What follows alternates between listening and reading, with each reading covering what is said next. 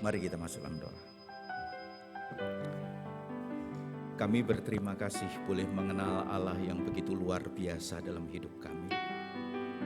Bahkan ketika kami berada di titik nol ya Tuhan, Engkau Allah yang senantiasa dengan sabar merenda setiap kami. Engkau membuat segala sesuatu melalui berbagai perkara yang Tuhan izinkan terjadi untuk mendatangkan kebaikan bagi setiap kami. Dan biarlah setiap kami mengingat hal itu ya Tuhan. Kami memeliharanya untuk menjaga perjalanan hidup kami yang penuh dengan pencobaan. Kami berterima kasih karena kami selalu menyaksikan cara-cara Tuhan yang luar biasa, bahkan dengan cara yang tidak terduga ya Tuhan. Engkau senantiasa menyatakan kasih-Mu kepada setiap kami. Kami mau diteguhkan hal ini melalui kebenaran firman Tuhan yang sebentar hendak kami baca dan kami renungkan, agar perjalanan hidup kami menjadi perjalanan hidup seseorang yang mengalami kemenangan demi kemenangan di dalam Engkau. Di dalam nama Tuhan Yesus, kami memohonkan hikmat-Mu. Amin. Selamat pagi Bapak Ibu. Sudah masuk di bulan Agustus ya. Bulan yang sudah kita bisa lihat dress code-nya merah begitu ya. Ya, ini bulan kemerdekaan dan biasa di bulan Agustus kita juga selalu membahas tentang bagaimana hidup yang dimerdekakan dan diberikan kemenangan demi kemenangan. Kita akan membaca 2 ayat dari 2 Raja-Raja 5 ayat pertama dan ayat ke-15. Kita akan mulai dari ayat pertama terlebih dahulu. Naaman, panglima Raja Aram, adalah seorang terpandang di hadapan tuannya dan sangat disayangi. Sebab oleh dia, Tuhan telah memberikan kemenangan kepada orang Aram. Tetapi orang itu seorang pahlawan tentara sakit kusta. Hari ini kita membahas sebuah tema kemenangan yang memberikan makna hidup dan identitas. Sekali waktu saya ngantri belanjaan di Tiara Grosir, zaman masih ada Tiara Grosir. Lalu di sana kan ada banyak untuk bayar itu teller begitu ya. Nah, saudara, kasirnya lumayan banyak tapi ya ngantrilah saya, saudara. Ketika dalam antrian saya berpikir setelah orang yang di depan giliran saya begitu. Tapi tiba-tiba masuklah seorang ibu yang mendahului orang di depan saya, ya, bukan seorang ibu, 2 orang ibu menggunakan pakaian PNS, gitu ya saudara. Ya kontan saya bereaksi, loh Bu, ngantri Bu di belakang. Dia lihat saya, Bapak siapa? Dia bilang, Bapak siapa? Saya orang yang belanja, saya yang sedang ngantri untuk bayar. Dia cuek aja, dia masuk aja. Jadi orang di depan saya ya juga harus mundur, saya ya juga harus kemudian. Bapak Ibu, saya tidak tahu apa yang membuat dia berani mengambil sikap itu, langkah itu. Gitu ya. Apakah dengan pakaian PNS-nya itu memberikan izin kepada dia untuk melakukan supaya ngantri dan dia tidak mau ngantri. Atau mungkin saya juga tidak tahu kalau misalkan di instansinya mungkin dia dalam posisi-posisi tertentu. Begitu ya. Yang merasa hal itu hal yang biasa, hal yang wajar. Tapi buat saya cuma berpikir, kamu itu PNS, melayani rakyat, melayani masyarakat. Yang seharusnya dengan pakaian yang kamu pakai itu, ya seharusnya kamu ya ikutinlah gimana seharusnya itu memang harus terjadi kalau di sebuah tempat yang seperti itu. Ya. Saudara mungkin tulisan Q please itu nggak pernah dianggap oleh dia. Ya.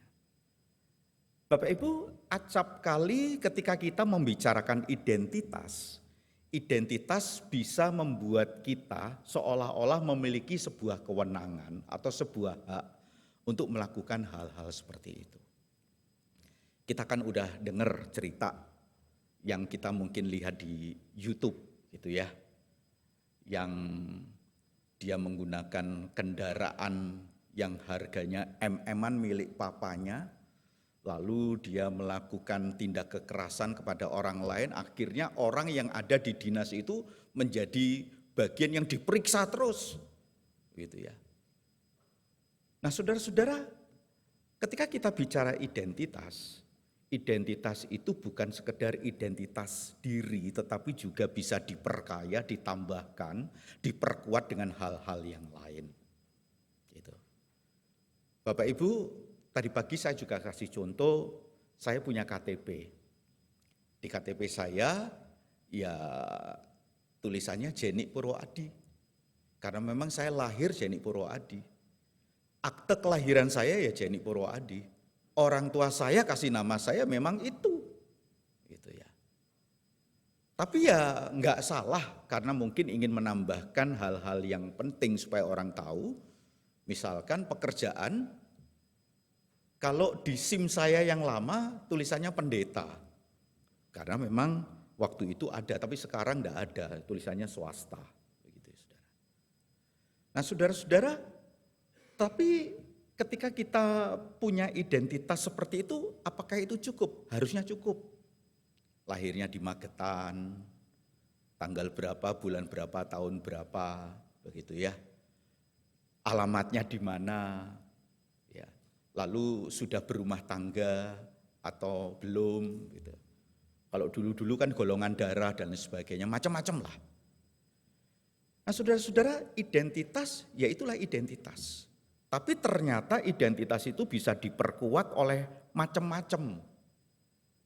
Misalkan Jenik Purwoadi, saya bisa tambahkan identitasnya untuk acara-acara gerejawi, ya saya tulis PDT, Pendeta Jenik Purwoadi. Atau misalkan ketika saya diminta untuk menyampaikan satu sesi ceramah, lalu diminta tentang gelar akademis saya, ya saya lebih nyaman menuliskan Jenik Purwoadi lalu gelar akademis saya. Karena tidak ada kaitannya sama pendetanya. Begitu. Bagi saya pendeta itu adalah sebuah jabatan yang diberikan oleh jemaat, oleh gereja, bukan oleh sekolah teologi. Sekolah teologi itu hanya memberikan gelar akademisnya. Saudara-saudara, itulah identitas. Nah, mari kita lihat Naaman. Naaman ini siapa? Yang jelas Naaman itu pasti adalah orang Aram. Mari coba kita lihat ayat pertama tadi yang kita sudah baca. Mari kita lihat kembali. Naaman, identitas yang bisa kita kumpulkan yang pertama, dia itu panglima Raja Aram.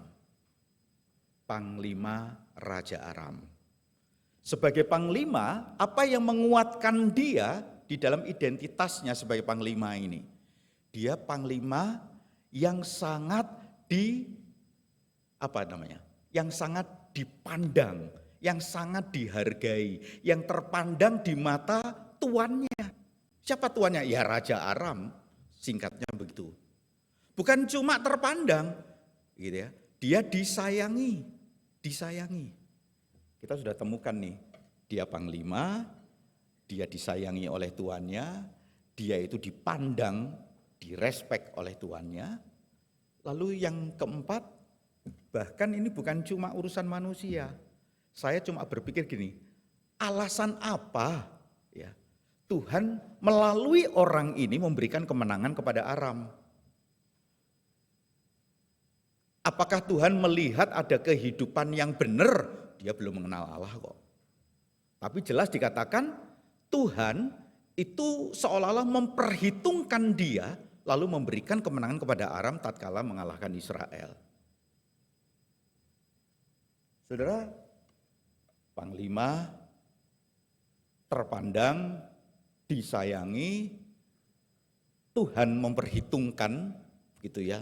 Entah bagaimana cara Tuhan memperhitungkan, yang jelas firman Tuhan mengatakan karena Tuhan memberikan kemenangan karena ini orang nih. Lalu yang kelima, dia itu adalah seorang pahlawan tentara. Saudara, ini identitas yang kita bisa temukan. Ini kuat, saudara, ini kuat. Ya. Mungkin kalau Naaman lagi belanja ke Tiara Grosir, itu udah di-clear, saudara. Ya. Ibu yang dua itu juga pasti nggak berani nyelonong, gitu ya, saudara. Nah, saudara-saudara, panglima dia. Kan kita tahu kalau ada pembesar mau datang, begitu ya, saudara. Kadang-kadang daerah-daerah tertentu, jalan-jalan tertentu di-clear-kan. Nggak boleh ada orang yang lewat dan lain sebagainya. Nah, saudara.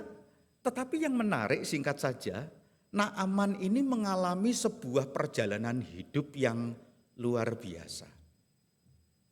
Kita langsung masuk di ayat 15-nya. Mari kita lihat ayat 15.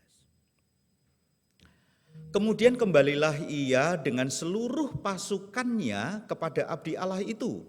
Kepada siapa? Elisa.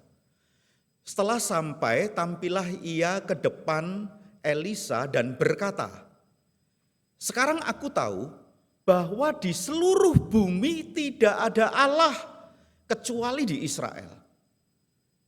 Karena itu terimalah kiranya suatu pemberian dari hamba-Mu ini. Saya mau lebih melihat kepada bagian, sekarang aku tahu bahwa di seluruh bumi tidak ada Allah kecuali di Israel. Saudara, antara ayat 1 sampai di ayat 15, saya yakin ceritanya itu panjang. Itu juga mungkin bisa terjadi, membutuhkan waktu yang pasti ada waktulah. Mungkin seminggu, mungkin sebulan. Karena pasti juga ada pergumulan-pergumulan yang terjadi di dalam dirinya Naaman ini. Tapi disinilah sesuatu yang sangat luar biasa itu. Kalau berdasarkan lagu yang tadi kita nyanyikan, cara Tuhan itu unik gitu ya. Kita itu kadang-kadang tidak mampu untuk melihat bagaimana cara Tuhan membawa kita kepada satu titik, kita boleh mengalami kasih Tuhan, mengalami kebaikan Tuhan, mengalami Tuhan, mengenal Tuhan, dan lain sebagainya. Saudara, memang Naaman berada dalam satu posisi di ayat 1 bagian terakhir, dia itu sakit kusta. Kusta itu memang sakit kulit, saudara. Tapi kusta itu juga melambangkan ada hukuman ilahi, ada murka Allah. Ada hal-hal di mana seseorang itu kemudian dikucilkan dari masyarakat. Ada kutukan yang mungkin dialami oleh dia. Atau ada sebuah akibat dari kehidupan yang tidak suci, tidak murni. Saudara, bukankah kondisi ini sebetulnya sudah mampu menghapus atau meniadakan identitas 5 tadi yang kita udah bahas di bagian ayat 1. Yang terpandang, yang dikasihi, ya, yang dia itu pahlawan tentara, yang dia itu Tuhan memperhitungkan, memberikan kemenangan, bahkan dia adalah panglima. Saudara, seolah-olah nggak ada artinya ketika seseorang berada dalam kondisi kusta. Karena kusta itu seolah-olah representatif dengan urusan yang tadi, hukuman ilahi dan lain sebagainya. Nah, dari titik ini saya sebut sebagai titik 0, saudara. Titik 0 inilah yang kemudian menjadi titik berangkat dia boleh mengalami sebuah perjalanan mengenal Tuhan, mengalami kasih Tuhan. Bahkan memiliki sebuah kerinduan untuk terus menyembah kepada Tuhan. Walaupun secara eksplisit mungkin kita tidak temukan. Tetapi ada sebuah kerinduan yang dia sampaikan, dia pengen bawa tanahnya Israel itu tuh bawa pulang. Ini kaitannya mungkin dengan konsep Allah teritorial. Ya. Nah, teman-teman yang terkasih, kalau kita bandingkan Naaman ini, misalkan di kitab Daniel, sama kan dengan Nebukadnezar. Nebukadnezar yang katakanlah dia sombonglah di hadapan Tuhan begitu ya. Sampai kemudian memperlakukan hal-hal tertentu kepada umat Tuhan. Sampai Tuhan mengizinkan dia mengalami yang namanya boantropi. Apa itu boantropi? Boantropi itu penyakit psikis yang mungkin dia menganggap dirinya itu adalah sapi gitu. Menganggap dirinya itu sapi, dia makan rumput dan lain sebagainya. Kemudian kuku mulai mengeras. Itu dijelaskan semua di dalam Daniel 4. Tapi itulah mungkin yang dijadikan titik nolnya oleh Tuhan. Dan setelah mengalami itu semuanya, dia dilayani oleh Daniel, lalu dia mengatakan apa? Dia pengen menyembah Allah itu. Saya mendingan bacain aja saudara. Saya mau bacain dari Daniel 4 ayat 37. Jadi sekarang aku Nebukadnezar memuji, meninggikan dan memuliakan Raja Surga yang segala perbuatannya adalah benar dan jalan-jalannya adalah adil dan yang sanggup merendahkan mereka yang berlaku congkak. Siapa? Ya dirinya. Saudara-saudara, mari kita kembali kepada Naaman. Salah satu proses yang diizinkan oleh Tuhan dan harus diubah dalam hidupnya sampai dia boleh mengalami dan mengenal Tuhan itu dan rindu untuk menyembah Tuhan itu adalah melalui salah satu proses saja, yaitu proses merendahkan diri. Tuhan selalu mencoba untuk menolong Naaman ini belajar merendahkan diri, gitu ya. Bukan belajar rendah diri, bukan merendahkan diri. Statusnya itu kan status yang membuat dia kalau dia bangga, lalu dia juga kemudian menjadi orang yang sombong, pantaslah begitu ya, seolah-olah ya memang begitu hakikat manusia yang berdosa. Saudara, mari kita rinci. Saya melihat ada secara bertahap. Ya, ada secara bertahap. Kalau saya boleh sebutkan ini adalah multi-layer gitu ya. Nah, Agustus ini tema yang kita bahas itu adalah tentang multi-layer victorious. Ya. Kemenangan yang berlapis-lapis di dalam kehidupan kita. Mari kita kembali kepada Naaman. Proses pertama adalah proses tatkala dia harus menerima saran istrinya yang dikasih tahu oleh hamba perempuannya tentang seorang nabi di Samaria yang mungkin bisa menyembuhkan suaminya sang panglima ini. Saudara, mungkin kita bisa menganggap, Pak, kalau orang sakit itu sudah namanya sakit gak bisa sembuh, apa aja yang diperintahkan oleh orang lain atau dikasih tahu orang lain dilakoni, Pak. Gak peduli bayar berapa, ya dilakoni. Gak peduli itu sulitnya seperti apa, ya dilakoni. Saudara, saya mau kasih sedikit cerita tentang dilakoni itu ya, dijalani itu saudara. Ayah saya pada waktu di militer pernah dipercayakan untuk menjadi wakil rakyat di DPRD ya, karena zaman dulu ada fraksi ABRI gitu ya. Lalu ayah saya ini mendengar sebuah cerita dari orang-orang yang ada di kabupaten itu. Di kabupaten itu ada beberapa bukit pegunungan itu penghasil kopi, gitu ya, penghasil kopi. Nah, nampaknya perkebunan-perkebunan di samping yang itu milik pemerintah, gitu ya, ada perkebunan-perkebunan milik pribadi.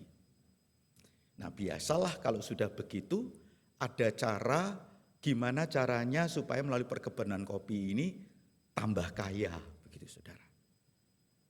Nah, ada seseorang yang diceritakan itu ngelakoni, saudara. Ngelakoni. Dengan cara apa? Ngelakoni, dia kemudian diperintahkan oleh orang pinternya harus bisa berada di satu puncak gunung atau bukit begitu dengan mobilnya. Padahal jalurnya enggak ada, saudara. Jalurnya enggak ada. Walaupun mobil yang dipakai adalah mobil 4-wheel drive 4x4. Seharusnya untuk medan-medan tertentu itu masih bisa dilibas begitu. Tapi namanya mau ngelakoni, ya dia kerahkan orang untuk membuat jalan sampai ke puncak bukit itu. Dan berhasil. Lalu karena itu semacam sebuah perjanjian yang harus dilakukan oleh dia, benar saudara. Enggak lama kemudian kebun kopinya termasuk tempat pengolahan kopinya itu jadi melimpah. Jadi melimpah. Padahal sebetulnya kan harusnya ada perhitungan nih. Misalkan 1 hektar menghasilkan berapa ton, kan harusnya begitu. Tapi ternyata bisa berlipat kali ganda. Kenapa? Ceritanya. Perkebunan kopi sebelahnya pada waktu panen itu enggak tahu gimana setornya itu ke tempat yang ini, saudara. Seharusnya kan setornya ke gudang yang sana, ke gudang yang punya. Setornya itu ke gudang sini. Gitu. Itu konon itu kata orang, saudara. Tapi orang itu berani ngelakoni untuk sesuatu yang diharapkan itu mendatangkan hal yang menguntungkan. Kita bisa saja berpikir bahwa Naaman mau ngelakoni. Tapi sebetulnya pasti ada sebuah pergumulan. Dia panglima gitu loh. Dia laki-laki. Dan kita tidak melihat istri Naaman itu seperti para istri zaman sekarang yang kalau ngomong suami itu bisa dengar dan ngikutin. Gimana perempuan di zaman tertentu itu adalah masyarakat kelas 2, mungkin kelas 3. Untuk dengar perkataan istri, itu dia juga harus menurunkan egonya. Bahkan ini bukan dari istrinya, dari budak perempuan istrinya, tawanan perang itu sendiri. Saudara, ini langkah pertama.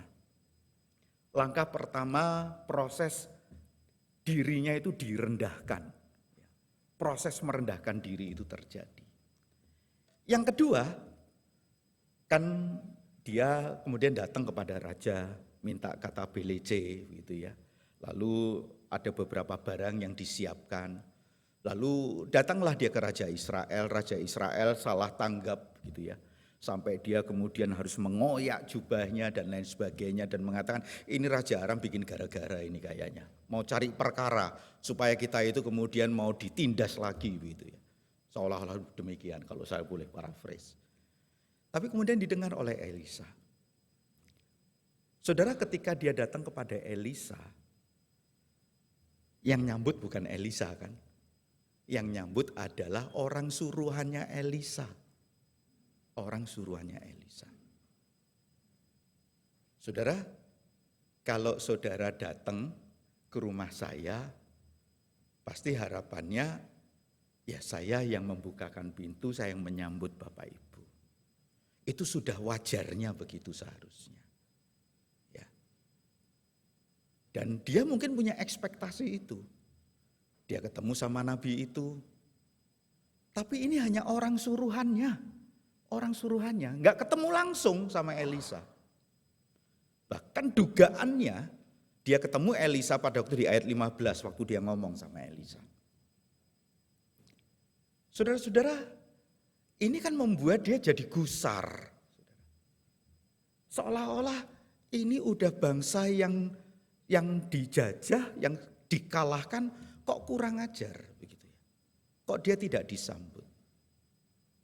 Tadi pagi saya juga ceritakan, pengalaman saya itu sangat direspek oleh seseorang dan saya melihat ini hal yang luar biasa, saudara. Saya bertemu dengan seseorang di bulan lalu 2 kali. Saya pergi ke rumahnya dan dia menyambut saya dengan baik, kami ngobrol dengan baik. Yang sangat mengesankan, 2 kali saya pergi ke rumahnya. Dia tidak hanya berhenti sampai di pintu di mana saya bisa keluar. Sebetulnya bisa saja. Atau misalkan dia bisa minta tolong, stafnya bilang, tolong antar Pak Jenny ke parkiran. Saudara, dia yang bukain pintu, dia yang nganter saya di parkiran motor. yang masih ngobrol lagi. Lalu kemudian ketika saya starter motor itu enggak langsung hidup, saya bilang, "Pak, udah masuk aja deh Pak." "Oh enggak Pak, enggak." Terus motor jalan, lalu kemudian saya sekali lagi pamit. 2 kali saudara, secara usia dia lebih tua dari saya. Secara latar belakang pendidikan, beliau punya latar pendidikan yang bolehlah itu menjadi satu kebanggaan. Secara tanggung jawab sosial di dalam masyarakat, beliau adalah seseorang yang juga berada di dalam tempatnya dan melakukan itu dengan sangat baik. Saudara, itu perlakuan orang ya kepada saya, saudara. Dan seandainya saya ini Naaman, mungkin saya berharap Elisa ketemu sama saya dong. Enggak tuh, enggak ketemu. Suruhannya, kalau suruhannya ini kita artikan adalah bujangnya, ya berarti ya si Gehazi itu, saudara. Saudara-saudara, itu yang kedua. Lapis ketiganya, dia berpikir si Elisa itu goyang-goyangkan tangannya memanggil nama Tuhan dan enggak tahu ritual seperti apa. Lalu hanya perintahnya apa? Celup-celup sungai Yordan 7 kali. Kan dia protes. Protesnya apa? Di Aram ada sungai yang lebih bersih. Kenapa saya mesti celup-celup di sini? Itu kan merupakan sebuah respon yang dimiliki oleh dia. Begitu kan. Tapi ya akhirnya dia harus mengalami sebuah proses yang berikutnya. Sebagai panglima dia biasanya memerintahkan pasukannya untuk melakukan sesuatu. Kali ini pasukannya atau anak buahnya yang bilang, "Pak Panglima, apa susahnya sih? Ikutin sajalah celup-celup 7 kali. Ikutin saja. Kalau enggak sembuh ya udah kita pulang, kalau sembuh ya itu yang dicari sama Bapak kan." Begitu ya, seolah-olah demikian saudara. Sekarang dia dengerin nih apa kata anak buahnya begitu. Saya melihat ada sekian lapis, sekian proses yang dipakai oleh Tuhan untuk dia belajar merendahkan diri. Dan di akhir dari sebuah proses tersebut adalah perjumpaan akan kuasa Tuhan. Perjumpaan dan mengalami Tuhan itu sendiri. Dan dia bisa berkomentar, mengakui di bumi ini Allah itu hanya ada di Israel.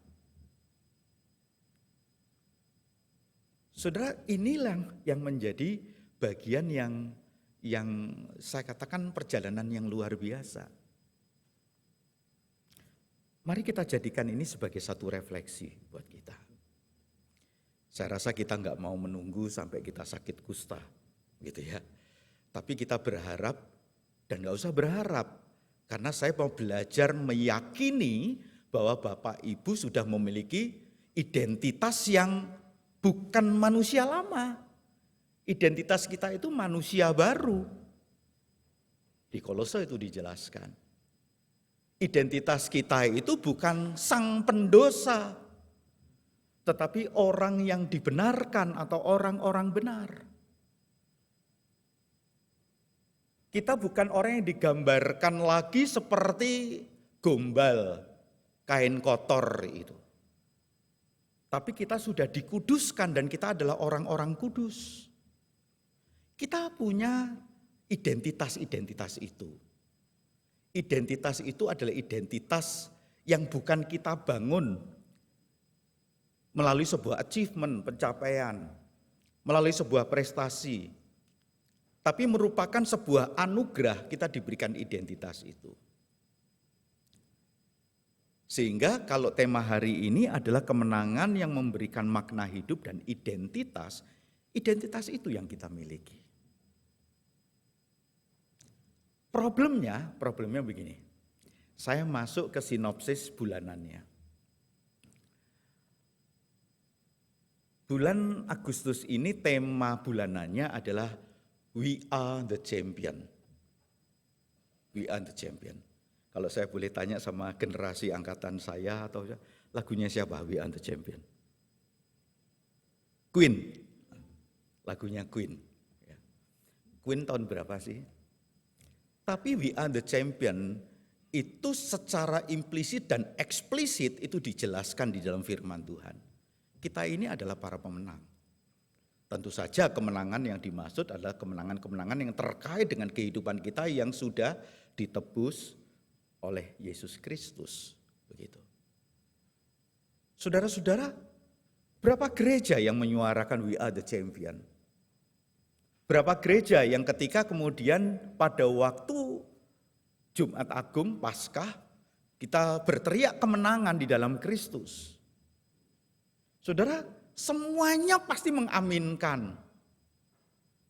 Bahkan ketika kemudian kita diajak untuk merenungkan bersama pendeta berkhotbah, lalu bagian terakhir dikasih kata amin. Lalu jawaban amin, gitu saudara. Tapi yang ditakutkan tuh begini, itu hanya menjadi sebuah slogan yang hanya diberikan, dilemparkan agar menimbulkan sebuah sugesti. Hanya menimbulkan sebuah kebenaran yang dipegang secara statementnya saja. Kenapa sampai perlu untuk kita pikirkan hal ini? Teman-teman, kita punya sebuah istilah dalam bahasa Indonesia, itu namanya Kristen KTP. Kristen KTP.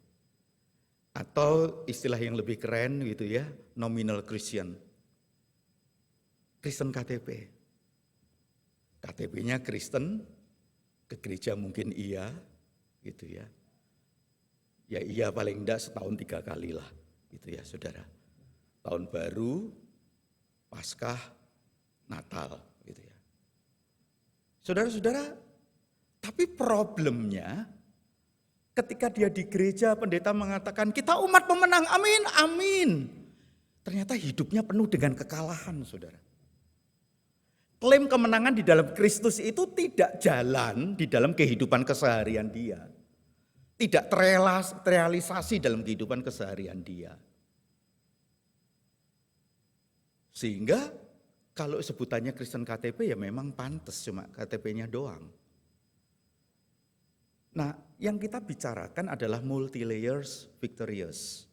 Artinya kemenangan di dalam Kristus ini membawa dampak, membawa akibat kehidupan kita yang berkemenangan di dalam setiap lapis kehidupan kita. Dalam perjalanan rumah tangga kita hidup dengan kemenangan. Dalam kehidupan pelayanan kita hidup dalam kemenangan. Dalam kehidupan pekerjaan kita hidup dalam kemenangan dan lain sebagainya. Saudara, gereja sedang menggumulkan untuk memproyeksikan rekan-rekan yang bisa menjadi pengurus di yayasan. Lalu di satu waktu kita kedatangan tamu yang berkecimpung dalam dunia pendidikan, yaitu Majelis Pendidikan Kristen Wilayah Bali dan NTB. Lalu ngobrol-ngobrol. Karena selaras dengan apa yang Tuhan sedang percayakan, lalu kami ngobrol-ngobrol. Teman-teman, dalam obrolan itu lalu membicarakan tentang hal-hal yang di-sharingkan, lalu kita bertanya. Lalu jawabannya dia mengatakan begini, untuk ketua yayasan, saya pernah dalam yayasan pendidikan ini, itu, dan lain sebagainya, dan banyak yang eksis sampai saat ini dan menjadi berkat. Yayasan yang sangat kuat dalam dunia pendidikan. Saya melihat orang yang jadi ketua yayasan di dalam lembaga pendidikan itu, yang bergerak di dalam pendidikan, adalah orang yang sudah mengalami financial freedom. Artinya apa? Dia sudah mengalami bebas, kemenangan, kemerdekaan di dalam masalah finansial. Kenapa? Orang-orang seperti itu tidak pernah melihat ketika dia berada di yayasan yang duitnya banyak lalu dia berusaha nilep. Lalu dia menceritakan beberapa yayasan pendidikan, itu ketua yayasannya itu justru menjadi sebuah ajang memperkaya diri. Bahkan saya dengar dari teman saya di Surabaya, ada satu sekolah yang dijual oleh ketua yayasannya. Saudara-saudara, mungkin orang ini ya ngomong amin tadi saudara. Tapi ternyata ketika ada kesempatan, ada duit dalam satu kondisi kebutuhan atau mungkin ada sesuatu yang diingini, kalah dia saudara. Itu yang saya sebut bahwa jangan sampai kita jadi orang Kristen mengalami sebuah euforia semu. Berteriak kemenangan, kemenangan, kemenangan. Tapi ketika dihadapan ada godaan duit, jatuh kita. Berapa banyak orang juga yang mereka begitu luar biasa. Begitu diperhadapkan kepada satu keadaan, dia menjadi tidak setia kepada pasangannya. Dia mulai menduakan pasangannya. Alasannya sih mungkin keren juga, selingan indah keluarga utuh, gitu ya, selingkuh. Saudara-saudara, loh padahal di gereja luar biasa loh, pelayanan luar biasa loh saudara. Tapi dia tidak pernah mengalami multi-layer victorious ini. Hanya klaim di dalam Yesus yang sudah memerdekakan dia dari dosa, itu yang dipegang erat. Tetapi tidak pernah membiarkan kuasa Tuhan melalui ketaatan dia sebagai umat Tuhan, itu kemudian merembes di dalam setiap aspek hidupnya. Saudara-saudara, mungkin juga orang yang mungkin sedang menghadapi berbagai problematika. Teman-teman, mungkin kita bukan baru sekarang mendengar, bahkan mungkin kita pernah mendengar. Bahkan mungkin kita pernah mengalami orang-orang di lingkaran kita. Orang yang begitu setia di hadapan Tuhan tapi tidak tahan terhadap penderitaan. Penyakit yang sudah menaun, yang gak sembuh-sembuh. Dia mulai bosan dengan penyakitnya. Lalu ada orang bilang, di sana itu loh ada orang pinter. Ada orang pinter yang bisa sembuhkan kamu. Saudara, kesetiaan di hadapan Tuhan itu tidak lagi menjadi bagian yang dipegang, saudara. Dia mulai menempatkan yang lain itu menjadi solusi untuk jalan keluarnya. Dan dia kalah sebetulnya di sana. Dia mengalami kekalahan. Saudara, banyak aspek dalam hidup kita perlu untuk melihat apakah kita berkemenangan atau kita sebetulnya senantiasa mengalami kekalahan. Hanya klaim di gereja yang membius, mensugesti kita, tapi itu tidak merembes di setiap aspek hidup kita. Ada orang yang pelayanan luar biasa, tapi jatuh di dalam keuangan. Ada orang yang melayani luar biasa, tapi jatuh di dalam ketidaksetiaan. Ada orang yang melayani luar biasa, tetapi terobsesi dan jatuh membuat sebuah skenario, konspirasi agar dia mencapai pada tujuannya. Saudara-saudara, pemilihan ketua sinode, pemilihan ketua PGI, pemilihan ketua-ketua lembaga-lembaga begitu, saya pernah ikutin. Kalau pada waktu kita ngomong pilkada, itu ada yang namanya serangan fajar. Nah, ternyata yang begitu-begitu itu ada juga begitu loh saudara. Walaupun ya mungkin tidak sevulgar yang pilkada saudara. Ya. Approach dilakukan, pendekatan dilakukan sehingga ketika kita mencoba untuk memilih dari kemudian yang pertama sampai kemudian nanti babak berikutnya, itu pengaruh itu begitu kuat, saudara. Saudara-saudara, kalau sudah ada konspirasi, karakter orang itu kadang-kadang tidak dipertimbangkan lagi. track record yang enggak yang pernah diukir oleh dia udah enggak dipertimbangkan lagi.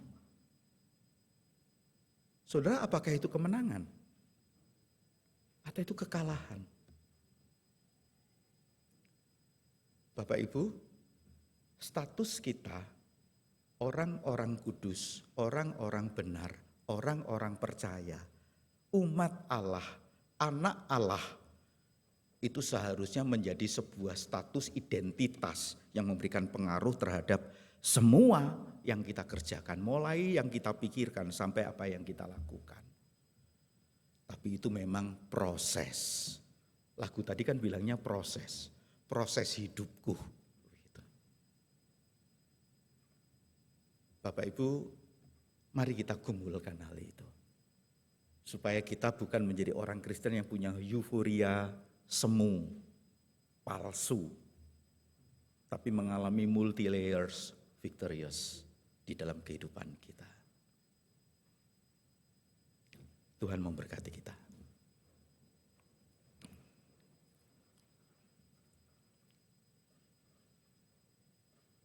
Firman Tuhan sudah kami bacakan. Hamba-Mu sudah ditolong untuk menjabarkan. Ya Allah Roh Kudus, teruslah berbicara kepada setiap kami. Anak-anak-Mu dengan seabrek identitas yang luar biasa yang Tuhan anugerahkan. Biarlah hal itu menjadi hal yang real di dalam kehidupan kami. Bukan saja menjaga setiap kami hidup benar, tetapi membuat setiap kami menjadi alat di tangan Tuhan yang memberkati orang lain, agar mereka boleh mengenal Engkau ya Tuhan, mengalami kasih-Mu. Bahkan seperti halnya Naaman, orang-orang itu keluar dari mulutnya, tidak ada Tuhan selain Yesus Kristus. Inilah yang menjadi kerinduan kami. Ya Allah Roh Kudus, tolonglah setiap kami. Dalam nama Tuhan Yesus. Amin.